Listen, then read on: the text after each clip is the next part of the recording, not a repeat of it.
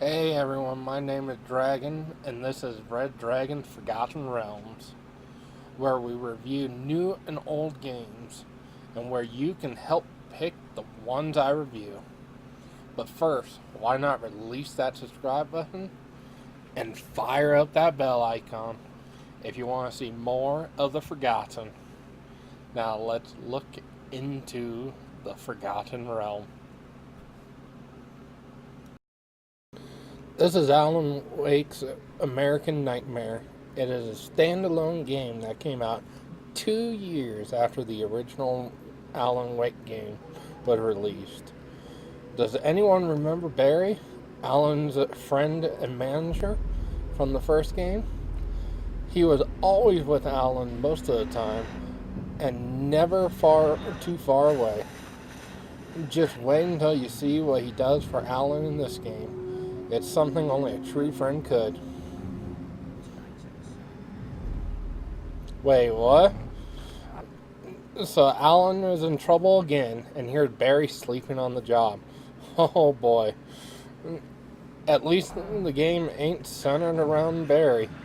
It would be an easy game. Press B for sleep. Hell yeah, you won. Enough of Barry. Let's get into the real game and let the nightmare begin. The beginning of this game really sets the mood for being a good game, as it starts with going into the TV and starting it up like a TV show. You find out Alan has been missing for 2 years. Damn, that's a long time.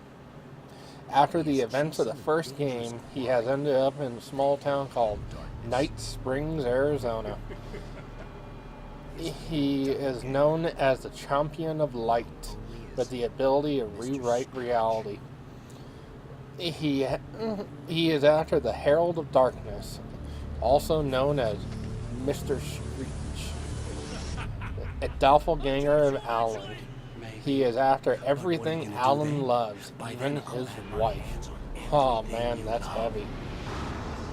Alan must stop the darkness again to save the day yet again. He goes through 3 different places: a motel, an observatory, and a drive-in theater. He meets with others that help him along the way. He must find the pages of another book to use the power he has. There are few good jump scares if you're not ready for them to pop out, and the screams are so fun.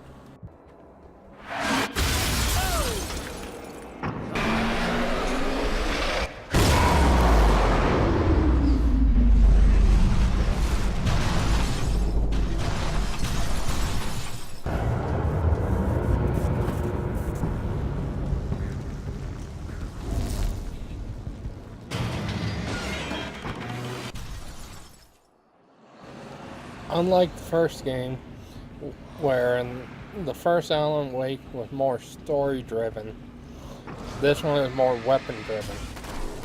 As you go through finding more manuscripts, you can unlock more weapons. I really think this was a nice touch to the game, and I would love to see this implicated into the second one, or at least a nice balance between the two, the story and the weapons. As you reach the final location, after you visit these 3 locations, oh god, I thought I failed this game so badly the first time this happened to me, because of the darkness coming. I thought, an hour and a half wasted. But I found out that the darkness actually turned back time on you. Not only once, but twice. Making you really work for that ending. And I think it was a nice touch to actually deal with that. as you go through this all 3 times, the second time is not that hard. A little bit more darkness comes after you. But the third time, that's when these big things come after you. Yep, there's one now. That thing can be a nightmare to deal with. And they come on the third time around. Oh. Takes a lot out of your weapons. So you want to make sure you're prepared when you start seeing those come after you.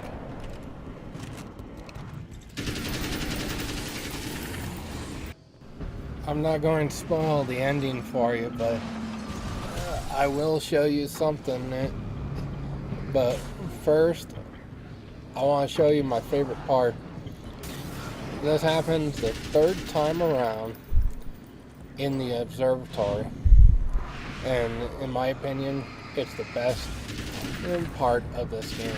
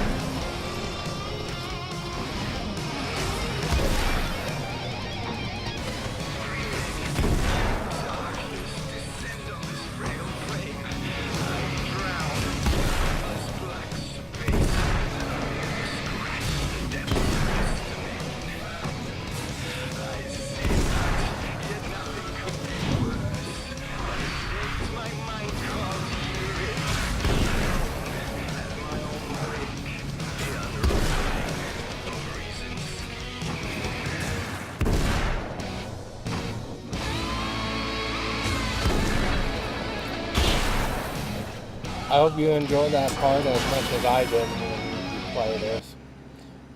And yep, you guessed it. Barry finally wakes up at the end. Oh. Now that we talked about story mode, let's talk about some of the stuff they added that's on here over the first game. They added a new mode called Action Mode. It's not what you think. No, probably is. You play as Alan Wake and you must live until daylight.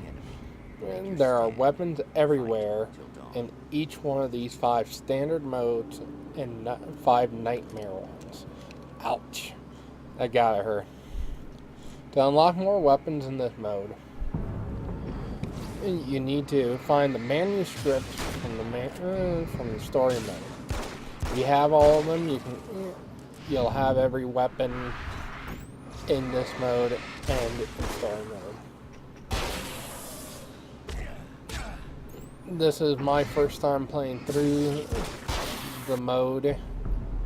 I'll let this play so you can kind of see what I would consider some highlights of me doing decent.